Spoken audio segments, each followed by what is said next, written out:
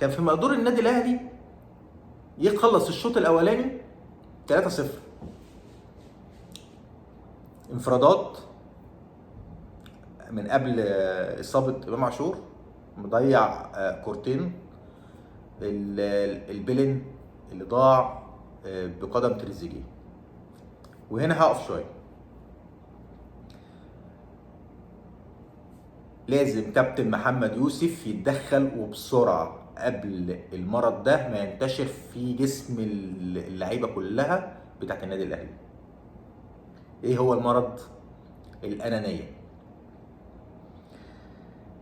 الاهلي دايما بيلعب جماعي، والخطأين اللي اتعملوا امبارح بسبب الانانيه، بسبب المرض ده اللي انا بكلمكم فيه. اللعبه الاولانيه بتاعت البلنتي، ضربه الجزاء اللي كان المفروض الطبيعي ان محطوط ان وسام ابو علي هو اللي يلعبها. التصنيف الاولاني اول ضربه جزاء وسام اللي هيلعبها. طب ليه مش زيزو؟ زيزو كان في الملعب، بس زيزو ما كانش بادئ في الترتيب الاساسي او التشكيل الاساسي للنادي الاهلي. اول ما بدات المباراه ده كان بديل، نزل في الدقيقه 11 بدل امام عاشور، فما كانش محطوط انه في الترتيب بتاع ضربات الجزاء. رغم ان زيزو مع نادي الزمالك هداف الدوري، كان بياخد هداف الدوري بسبب ضربات الجزاء.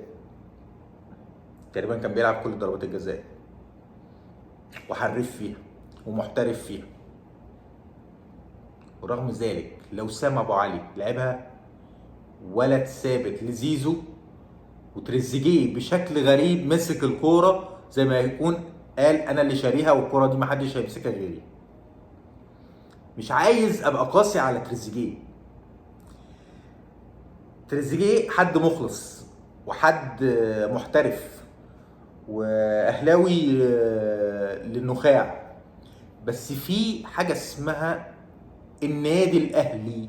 حته الانا اللي امبارح شفناها في مسكه الكوره واصراره والديبيت اللي بينه وبين وسام وزيزو على ان انا اللي هلعب الكوره وان هي تضيع بالشكل ده، وخلت الناس بقت تدور بعد الماتش لتريزيجيه على مطوشه من 10 سنين وضربات جزاء من 10 سنين ضيعها.